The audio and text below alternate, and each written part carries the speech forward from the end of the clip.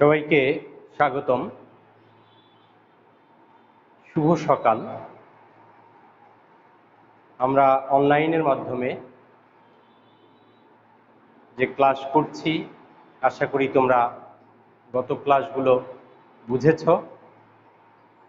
আজকে আমরা গত ক্লাসে যে পর্যন্ত করেছি তারপর থেকে অগ্রসর হব। অন্যান্য দিনের মতো আজও তোমরা খাতা কলম আশা করি এগুলো নিয়ে বসেছ। বিষয়টা না বুঝলে তোমরা যেটা করেছি সেটাকে আবারও একটু ভালো করে দেখে বুঝতে চেষ্টা করবে, আশা করি বুঝতে পারবে। আমরা এখন যেটা করব, আজকে আমরা এই চ্যাপ্টার শেষ করে দেওয়ার চেষ্টা। এখন আমরা ঢাকা বোর্ড 19 করব। তোমরা বোর্ডে লক্ষ্য করো, অর্থনীতির প্রথম পত্র আর অধ্যায় হচ্ছে নবম অধ্যায়, সামগ্রিক আয় ব্যয় চ্যাপ্টারটার নাম। এবং এখান থেকে আমরা এর আগে ঢাকা বোর্ড 18, 17 বা অন্যান্য বোর্ডও পড়েছি। আজকে আমরা করছি ঢাকা বোর্ড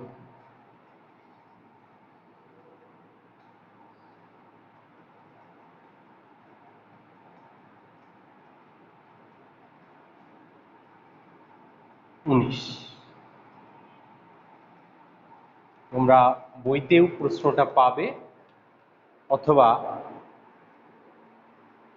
আমার সাথে সাথে যদি একটু লক্ষ্য করো তাহলে প্রশ্নটা আমি লিখছি, তোমরা দেখে লিখে নিতে পারবে। উদ্দীপক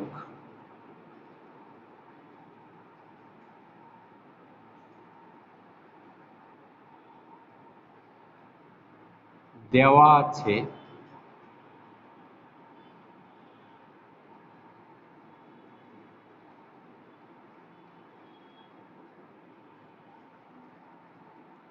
C is equal to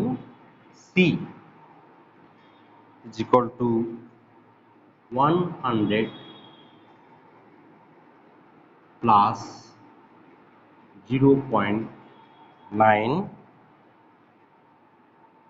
y, যেখানে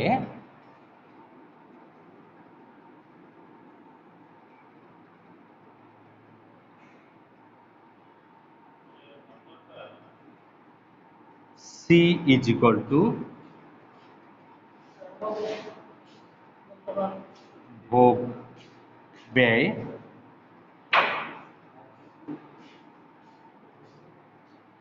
y is equal to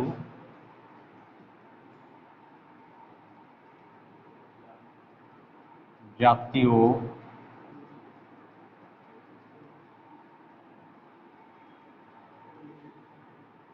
আয়।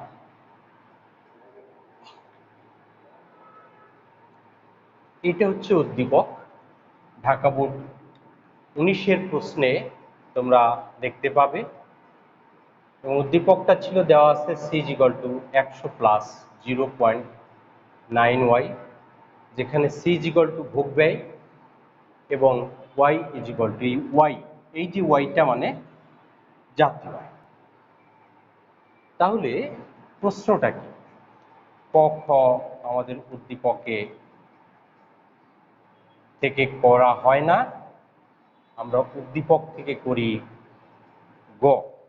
গয়ের প্রশ্নটা উদ্দীপকের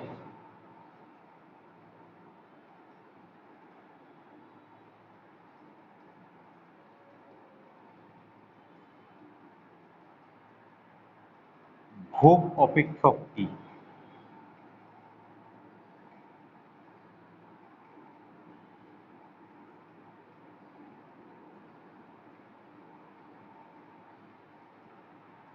চিত্রে উপস্থাপন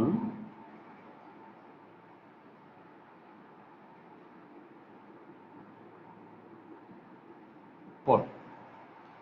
উদ্দীপকের ভোগ অপেক্ষকটি, তাহলে এইটা হচ্ছে সিতে কনজুম মানে ভোগ, সেই ভোগ অপেক্ষকটিকে চিত্রে উপস্থাপন করতে বলছে।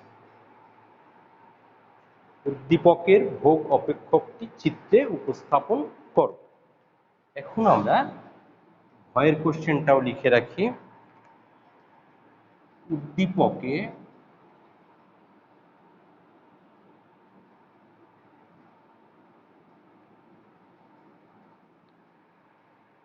আই স্তর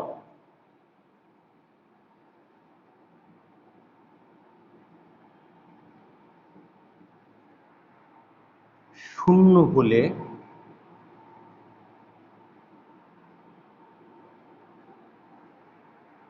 ভোগ স্তর কত হবে?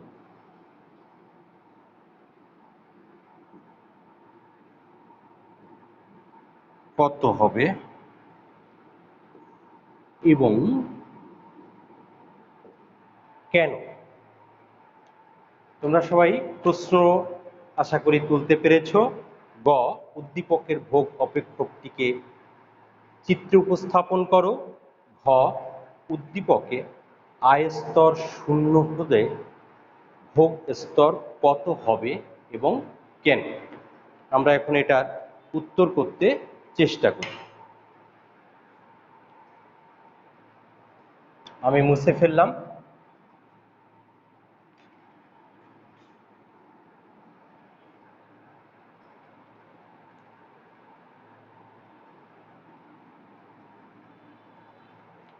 তোমরা সবাই খাতায় একটা ছক কাটো, তাহলে বিষয়টা ইজি হবে।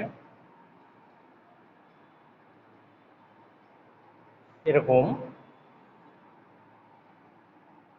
আমরা একটা ছক কাটলাম, দুটো অংশ দিচ্ছি। একটা হচ্ছে জাতীয় আয়,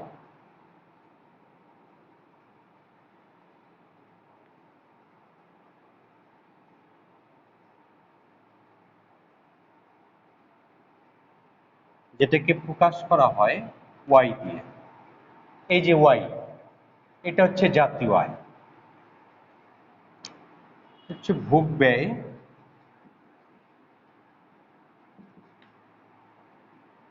যেটা C is equal to 100 plus 0.9 Y. এটা না লিখলেও তুমি ভোগ ব্যয় লেখো, খালি ভোগ ব্যয় সি। হ্যাঁ, আমরা যদি এমনটা করি, শুধু সি লিখে রাখি, তাহলেও হবে সি। তো লক্ষ্য করি, যদি এই ওয়াইটা শূন্য হয়, তোমরা দেখো 0.9 ওয়াই, এটাকে যদি আমি শূন্য ধরি, তাহলে 0.9কে শূন্য দিয়ে গুণ করলে এটা শূন্যই হয়। তাহলে আমরা যদি শূন্য ধরি জাতীয় আয়, অর্থাৎ ওয়াইকে যদি শূন্য ধরি, তোমরা একটু লক্ষ্য করো, 0.9 ওয়াইয়ের জায়গায় যদি আমি একটা গুণ দিয়ে শূন্য ধরি, ইজ ইকুয়াল টু কিন্তু কি হবে? শূন্য। এটা দিয়ে এইটুকুর ফলাফল হয় কি? শূন্য। তাহলে ওয়াইকে যদি আমরা শূন্য ধরি, তাহলে এই অংশটুকু মানে কি হয়ে গেল? শূন্য। থাকলো কি? সি ইজ ইকুয়াল টু থাকলো 100। ভালো করে লক্ষ্য করো, সি সমান 100 প্লাস 0.9 ওয়াই। ওয়াইটাকে যদি শূন্য ধরি, তাহলে 9 গুণ শূন্য, 0.9 গুণ শূন্য, যে কোনো সংখ্যাকে শূন্য দিয়ে গুণ করলে তার উত্তর আসে শূন্য। 100 গুণ শূন্য, তার মানে কি? শূন্য। তাহলে এইটুকু জায়গা শূন্য হলো, অর্থাৎ সি থাকলো কত? 100, যদি কিনা ওয়াইকে আমরা শূন্য ধরি। এরপরে যদি আমরা ওয়াইকে 100 ধরি, অর্থাৎ এই ওয়াইয়ের জায়গাটাকে আমি 100 ধরছি, তাহলে 0.9 গুণ 100। এর তোমরা ক্যালকুলেটর ইউজ করে ব্যবহার করতে পারবা। এটা হবে 90। এটা দিয়ে যদি এটাকে গুণ করি, তোমরা ভাবো 100 গুণ 1 টাকা 100 টাকা, এটা 1 টাকা না 90 পয়সা, 10 পয়সা করে কম। তাহলে 10 100 10 টাকা কম, অর্থাৎ 90। তোমরা ক্যালকুলেটর দিয়ে করে দেখো। তাহলে 100-র সাথে যদি 90 যোগ করি, এইটার সাথে যদি এই 90 যোগ করি, তাহলে হয় 190। একটু ভালো করে লক্ষ্য করো, আমি ওয়াইকে একবার শূন্য ধরেছি। ওয়াইকে শূন্য ধরলে এটা হয়েছিল 0। 100 যোগ 0 ইজিক্যাল টু এসেছিল কত? 100। আর 100-র সাথে এবারে ওয়াইকে যদি আমরা 100 ধরি, ওয়াইটাকে যদি 100 ধরি, এই ওয়াইটাকে যদি আমি 100 ধরি, তাহলে এইটুকুর গুণফল আসে কত? 90। 100 যোগ 90 হয় কত? 190। এবারে যদি আমি এটাকে 200 ধরি, তাহলে হবে, তুমি ক্যালকুলেটরে করো, 280। এখানে 200 ধরো, এখানে 200 ধরলে দেখবে 180 হবে। যদি আমরা 0.09 গুণ 200, এগুলো তোমাদের বোঝানোর জন্য, এগুলো তোমরা ক্যালকুলেটরে করবে, এগুলো তোমার কোনো দেখাতে হবে না, তুমি ক্যালকুলেটরে করে করে, আমি তোমাকে বোঝানোর জন্য এটা করছি। এটা হচ্ছে 180। 0.9 গুণ 200 ইজিক্যাল টু 180। 180 যোগ 100 হলো কত? 280। একইভাবে আমরা যদি 300 ধরি, তাহলে আসবে 370। 90 90 করে বাড়বে। যদি আমরা 400 ধরি, তাহলে হবে 460। এই ছিল আমাদের ভোগ অপেক্ষকটা। এখন আমরা একটা চিত্র আঁকব। কোনো লেখালেখি নেই, পারলে লিখবে, একটু না পারলে কোনো বিষয় নাই। এবার এইটার উপরে ভিত্তি করে আমরা কি করব? আমরা একটা চিত্র আঁকব। চিত্রটা খানিকটা যোগান রেখার মতো। চিত্রটা খানিকটা যোগান রেখার মতো। একটু মাথায় করো, মনে করতে চেষ্টা করো। একটা দাগ দিলাম আমরা, আর এই দিকে একটা দাগ দিলাম।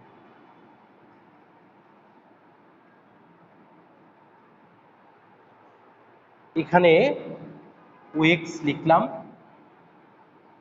এখানে ওয়াই লিখলাম, এখানে লিখলাম ভোগ ব্যয়।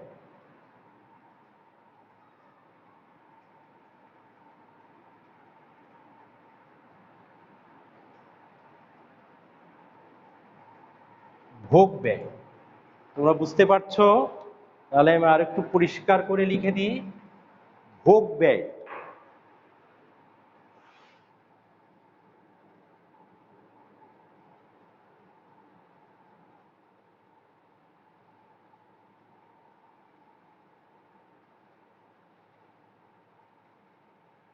ভোগ ব্যয়, ভোগ ব্যয় দেখো কি ছিল? এইটা ছিল 0, তারপরে কত? 100। এই ধরো 100 দিলাম।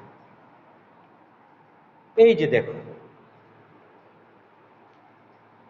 এরপরে আমরা দেখতে পাচ্ছি, এই সরি, ভোগ ব্যয় এই সি ছিল ফার্স্টে 100, তারপরেরটা ছিল কত? 190। তাহলে 100 যদি এতটা হয়, 190 একটু, এর চেয়ে একটু কম, 280। এখান থেকে যে ডিস্টেন্স, একই ডিস্টেন্স। তারপরে 370 এবং তারপরে 460।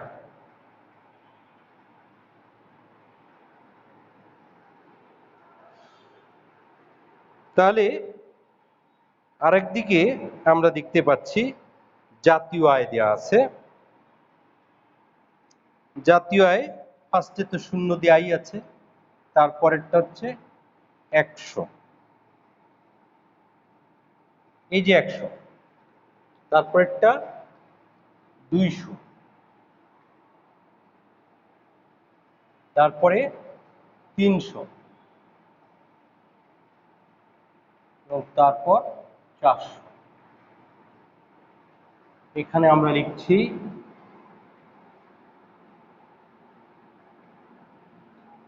জাতীয়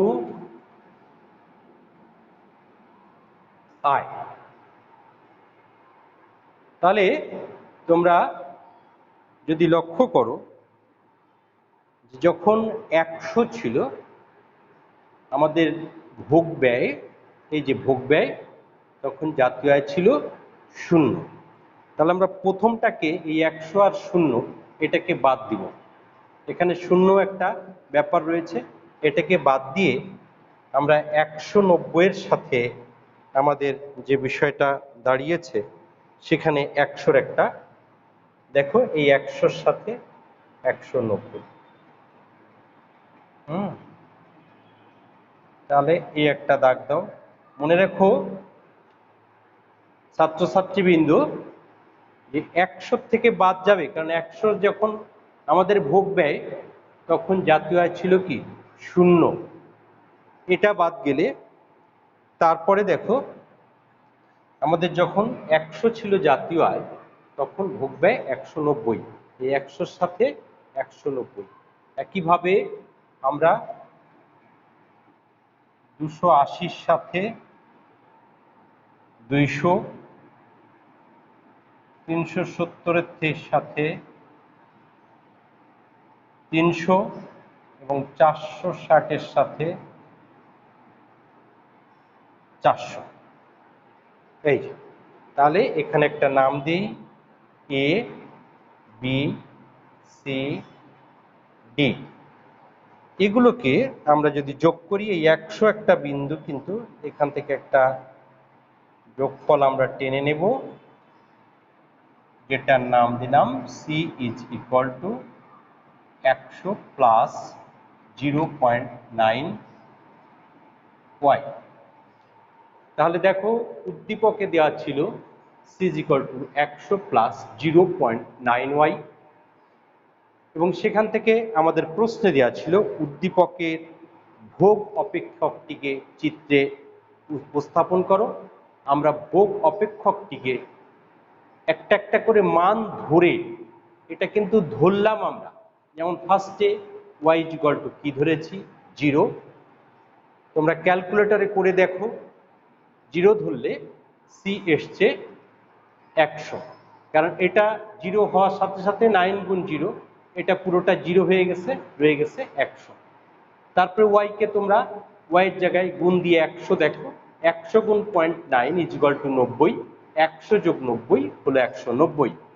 এটাকে 200 ধরলে, ওয়াইকে যদি 200 ধরি তাহলে 0.9 গুণ 200, 0.9 গুণ 200 হবে কত 180। তাহলে 100-র সাথে 180 যোগ করলে পাবো 280। ঠিক একইভাবে 300 ধরে, এগুলো সব ধরে নেওয়া, আর এইগুলো উত্তর আসছে। ওয়াই এর স্থলে এই মানগুলো বসাও, একবার 0 বসাও, একবার 100 বসাও, একবার 200 বসাও, একবার 300 বসাও, একবার 400 বসাও, বসালে এগুলো আসবে। এখন তোমাদের প্রশ্ন হতে পারে যে স্যার এতগুলো ধরতে গেলে তুমি ক্যালকুলেটর নিয়ে বসবে, ক্যালকুলেটরে একবার যদি তুমি দেখো করে 100 করলে কত আসছে, তারপর 200 করলে কত, 300 করলে দেখবা যে তুমি মান পেয়ে গেছো, এবং সেই মানগুলো দিয়ে আমরা একটা চিত্র আঁকবো। চিত্রটা কি হলো, আমরা এক্স অক্ষে জাতীয় আয়, ওয়াই অক্ষে ভোগ ব্যয় নির্দেশ করেছি। চিত্রে দেখতে পাচ্ছি যখন আমাদের 100 ভোগ ব্যয় তখন আমাদের জাতীয় আয় ছিল 0, যখন আমাদের জাতীয় আয় 100 আমরা চলে গেলাম 0 থেকে, তখন কিন্তু আমাদের এসছে কত 190 ভোগ ব্যয়। এই যে 100 যখন ধরলাম তখন আসলো 190, যখন 200 ধরলাম তখন আসলো 280, যখন 300 ধরলাম তখন আসলো 370, একইভাবে 400 ধরলে 460। এবার 100 সূচক বিন্দু আর 190 সূচক বিন্দু এই দুটোকে যোগ করি, যোগ করলে আমরা যে বিন্দু পেলাম সেটা এ বিন্দু। একইভাবে আমরা 280 আর 200 সমন্বয়ে একটা বিন্দু পেলাম, সেটা বি বিন্দু। হ্যাঁ, 370 এবং 300 সমন্বয়ে একটা বিন্দু পেলাম, সেটা সি বিন্দু। একইভাবে ডি পেয়েছি। এ বি সি ডি বিন্দুগুলো যোগ করে আমরা একটা রেখা পেয়েছি। আসলে আমাদের এটাই ভোগ ব্যয় ভোগ অপেক্ষকটিকে চিত্রে উপস্থাপন করার কথা ছিল, সেটা আমরা করে দেখালাম। এখানে লেখার বিষয়টা অত বেশি প্রাধান্য পাবে না, বোঝার বিষয়টা দেখো, এটা একটা যোগান রেখার মতো। হ্যাঁ, তোমরা একবার দুইবার বাসায় লিখে লিখে প্র্যাকটিস করো, না পারলে আমরা আবারও এটাকে নিয়ে চেষ্টা করি। তাহলে এই ছিল বয়ের উত্তর। ঘতে বলেছে উদ্দীপকে আয়স্তর শূন্য হলে ভোগস্তর কত হবে। তা আয়স্তর যদি শূন্য হয়, এটা আয়স্তর শূন্য হলে ভোগস্তর হবে কত, 100। এখন তোমাদের প্রশ্ন হতে পারে যে স্যার, আয় শূন্য হলে ভোগ করবে কি করে মানুষ? হ্যাঁ, মানুষের এই যে আমরা দেখতে পাচ্ছি করোনাকালীন সময়ে মানুষ আয় করতে পারছে না অনেকেই, তাহলে তারা কি ভোগ করবে না? তাহলে কি তারা বেঁচে থাকবে না? অবশ্যই বেঁচে আছেন এবং বেঁচে থাকবে। সেটা কিভাবে? অতীতের যেসব জমানো টাকা আছে, পূর্ববর্তী যে বছরটাকে আমরা আজকের এখনকার সময় চিন্তা করছি, এটা চিন্তা করলে আগের কোনো সময়ের যেসব টাকা রয়েছে সেই টাকা থেকে সে তার খরচটা করবে। এটাকে বলা হয় স্বয়ংভূত ভোগ। স্বয়ংভূত ভোগ। হ্যাঁ, কিরকম ভোগ বলে এটাকে? ভয়ের উত্তর আমরা করছি। আমরা ভয়ের উত্তরটা আশা করি তোমরা সবাই বুঝতে পেরেছো। তা ঘতে যদি আমরা যাই, ঘতে সেটা আমি এটা এখন মুছে ফেলছি। ভয়ের উত্তরে যদি যাই,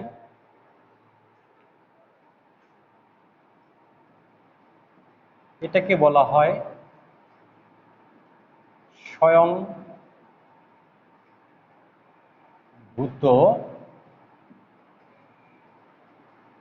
ভোগ।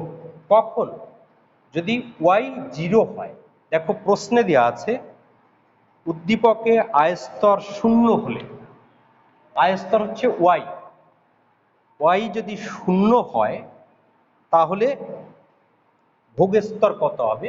ভোগস্তর হবে কত আমরা এখন সেটা আবার একটু না হয় করে দেখি। ওয়াই যদি শূন্য হয় তাহলে আমি তোমাদেরকে পরামর্শ দিলাম,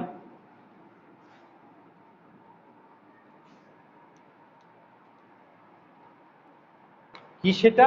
যে মানুষ ভোগ থেকে, আয়স্তর শূন্য হলে ভোগ থেকে বিরত হবে না, অতীতের যেসব জমানো টাকা তা থেকে সে ভোগ করবে, এবং সেই ভোগটাকে কি বলা ভোগ, কি ভোগ বলা হয়? স্বয়ংভূত ভোগ। নিজের থেকে আগের যে জমানো টাকা আছে সেই টাকা থেকে খরচ করবে। এখন প্রশ্ন হচ্ছে যে তাহলে প্রশ্ন বলেছে আয়স্তর শূন্য হলে ভোগস্তর কত হবে। আমরা বের করি ভোগস্তর কত হবে দেখি।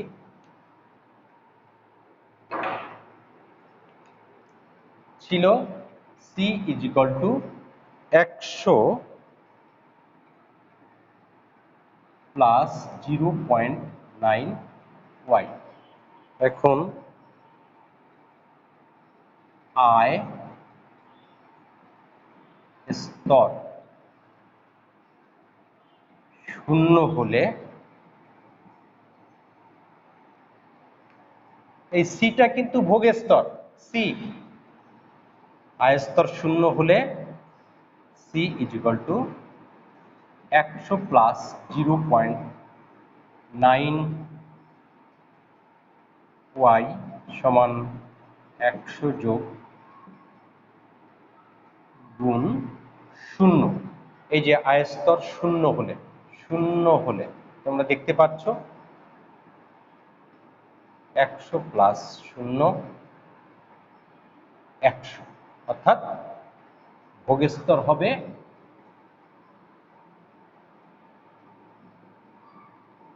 100 একক। কারণ কারণ মানুষ ভোগ থেকে বিরত থাকে না, তাহলে বাঁচা কঠিন হয়, মানুষের অন্ন বস্ত্র আশ্রয় এগুলো দরকার হয়, এবং যখন আয়স্তর শূন্য হয় তখন নিজের জমানো টাকা থেকে, অতীতের টাকা থেকে সে ভোগ করে, যার নাম হচ্ছে স্বয়ংভূত ভোগ। এই ছিল ঢাকা বোর্ড 2019-এর উত্তর। নবম অধ্যায়ের সামগ্রিক আয় ব্যয়ের চ্যাপ্টার আমরা করছি। এখন এখান থেকে যে সমস্ত জায়গাগুলো তোমরা বাসায় প্র্যাকটিস করবে, আমি ক্লাসে করে দিয়েছি, আমরা বাসায় করে দিয়েছি, করার জন্য তোমাদেরকে পরামর্শ দিলাম। ঢাকা 19, ঢাকা বোর্ড 18, ঢাকা বোর্ড 17, রাজশাহী 17, কুমিল্লা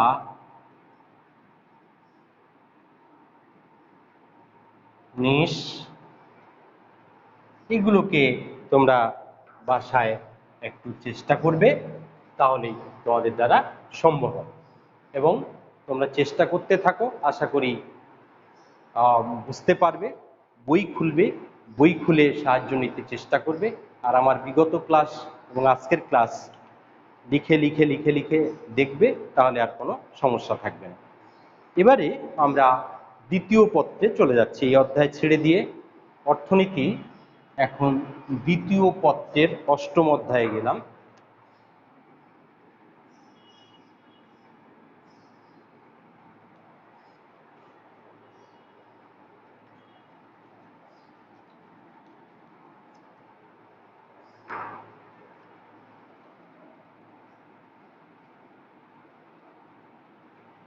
অষ্টম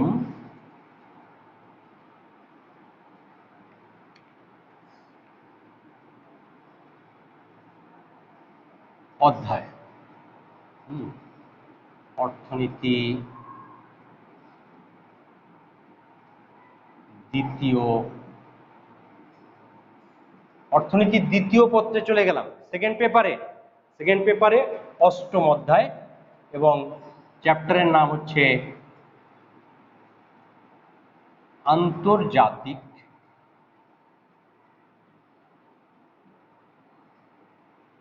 বাণিজ্য। এই জায়গায় আমাদের চ্যাপ্টারটার নাম 8ম অধ্যায় আন্তর্জাতিক বাণিজ্য। এখান থেকে আমরা কি শিখব সেটাকে একটু ভাবি, তারপর আমরা আবার বোর্ডে যাব। বুঝতেই পারছি চ্যাপ্টারের নাম আন্তর্জাতিক বাণিজ্য। তাহলে প্রশ্ন হচ্ছে, আন্তর্জাতিক বাণিজ্য কি?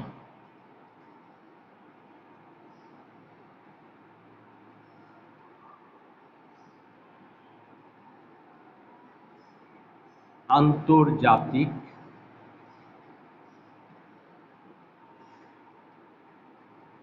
বাণিজ্য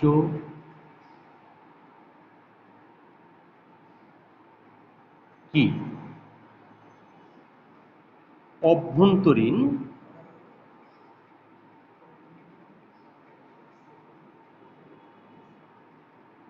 বাণিজ্য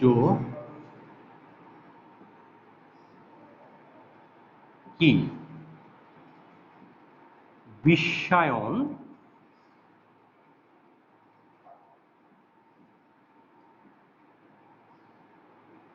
কি? এগুলো একটু আমরা ধারণা নিই। আন্তর্জাতিক বাণিজ্য অর্থাৎ এক দেশের সাথে আর এক দেশের যে বাণিজ্য হয়, এক দেশের সাথে আর এক দেশ বলতে একাধিক দেশ হতে পারে, একটা দেশ হতে পারে। এক দেশের সাথে আর এক দেশের যে বাণিজ্য সংগঠিত হয় তার নাম হচ্ছে আন্তর্জাতিক বাণিজ্য। অভ্যন্তরীণ বাণিজ্য কি? একটা দেশের বিভিন্ন অঞ্চলের মধ্যে যে বাণিজ্য সংগঠিত হয় তার নাম হচ্ছে অভ্যন্তরীণ বাণিজ্য। ফরিদপুরের কোনো এক অঞ্চলে কোনো একটা দ্রব্য উৎপাদিত হচ্ছে, সেটা ঢাকায় বিক্রি হচ্ছে। নারায়ণগঞ্জের কোনো একটা অঞ্চলে কোনো একটা দ্রব্য উৎপাদিত হচ্ছে, সেটা চট্টগ্রাম বিক্রি হচ্ছে। এমনিভাবে একটা দেশের মধ্যে বিভিন্ন অঞ্চলের মধ্যে যে ক্রয় বিক্রয় সংগঠিত হয়, যে বাণিজ্য সংগঠিত হয়, তার নাম হচ্ছে অভ্যন্তরীণ বাণিজ্য। তাহলে আমরা দেখতে পেলাম যে আন্তর্জাতিক বাণিজ্য কি এবং অভ্যন্তরীণ বাণিজ্য কি, এ দুটো ইতিমধ্যে আমাদের কিছুটা ধারণা পেয়ে নতুন নতুন ধারণার উদ্ভব হচ্ছে যে স্যার তাহলে এই আন্তর্জাতিক বাণিজ্যের গুরুত্বটা কীরকম, অভ্যন্তরীণ বাণিজ্যের গুরুত্বটা কীরকম, সেগুলো বিষয়ে আমাদের জানা দরকার। এর আগে এখানে আছে বিশ্বায়ন। বিশ্বায়ন হচ্ছে একটা প্রক্রিয়া, যে প্রক্রিয়ায় কি একটা সময় ধারণা করা হতো শুধু ব্যবসা বাণিজ্যের ধারণা, যে ব্যবসা বাণিজ্য সম্প্রসারণের একটা প্রক্রিয়া, কিন্তু এখন এটা আরো বিস্তর অর্থ বয়ে নিয়ে আসছে।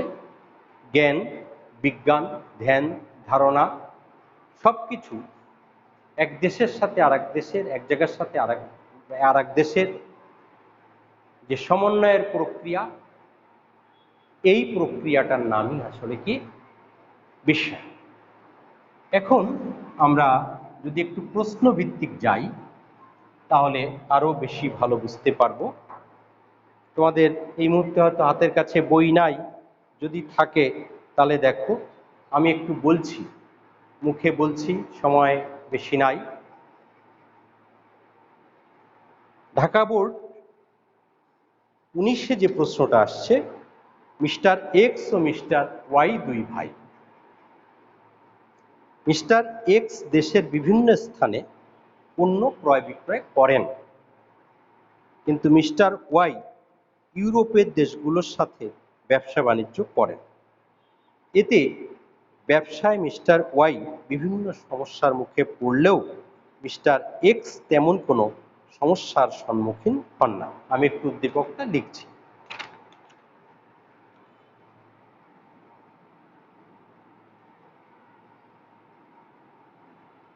ঢাকা মিস্টার